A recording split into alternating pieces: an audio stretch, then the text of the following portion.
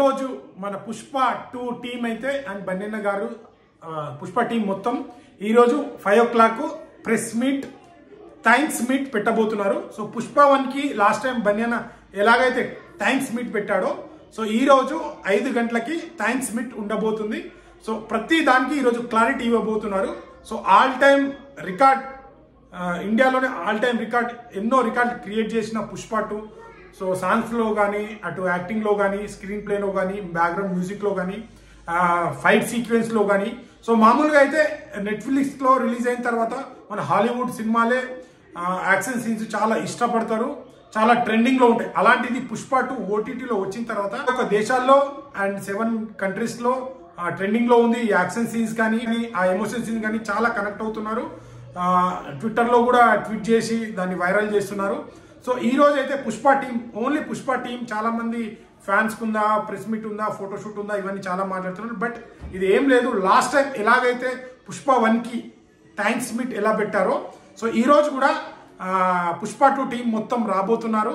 So ప్రతి ఒక్కటి clarity with collections అన్ని క్లారిటీ ఇవ్వబోతున్నారు. సో బన్నెన్న ఏం మాట్లాడతారు, ఇంకేం మాట్లాడతారు, సో ఏం క్లారిటీ ఇవ్వబోతున్నారు, పుష్ప 2 కలెక్షన్ గురించి మాట్లాడతారా, మరి జైలుకి వెళ్ళినప్పుడు ఆ ఇష్యూ గురించి ఏమైనా మాట్లాడతారా, మీడియా ఏమేమి జవాబులు అడుగుతుంది అనేది అయితే మనకు ఈరోజు ఈవినింగ్ 6 కల్లా ప్రతిదీ అంటే 5:35కి స్టార్ట్ అవుతుంది. అంటే 5 అంటే 6 వరకు స్టార్ట్ అవుతుంది. ప్రతి ఒక్కరు ఏం మాట్లాడతారు, పుష్ప గురించి ఎన్ని రికార్డ్ క్రియేట్ చేసింది ఎన్ని అనేది ప్రతి ఒక్కటి. సో ఈ రోజు అయితే మనకు మైత్రి మూవీస్ వాళ్ళ ఛానల్లో అయితే లైవ్ 5కి స్టార్ట్ అవుతుంది. సో బన్నెన్న ఫ్యాన్స్ ప్రతి ఒక్కరు మీరు లైవ్లో చూసుకోవచ్చు. సో బన్నెన్న ఏం మాట్లాడుతున్నారు, పుష్ప టీం ఏం మాట్లాడుతుంది, ప్రతి ఒక్కటి మైత్రి మూవీస్ వాళ్ళ యూట్యూబ్ ఛానల్లో వస్తుంది.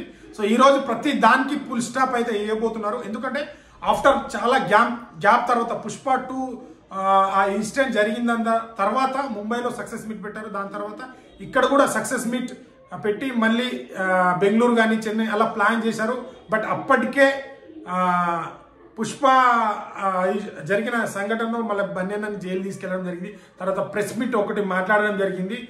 దాని తర్వాత బన్నెన్న ఎక్కడ ప్రెస్ మీట్ కానీ ఏం రాలేదు. యాక్చువల్లీ తండేల్ మూవీకే రావాల్సింది. బట్ లాస్ట్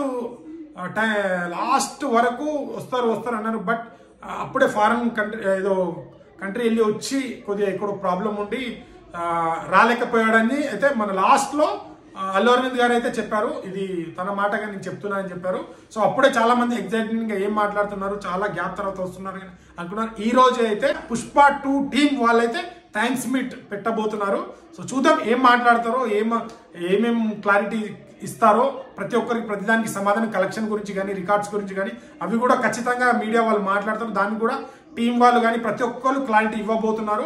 సో మొన్న ఐటీ రైట్స్ జరిగిన తర్వాత దిల్ రాజు గారు కూడా ప్రెస్ మీట్ పెట్టారు. దాని తర్వాత వీళ్ళు ఇంకా పెట్టలేదు కదా.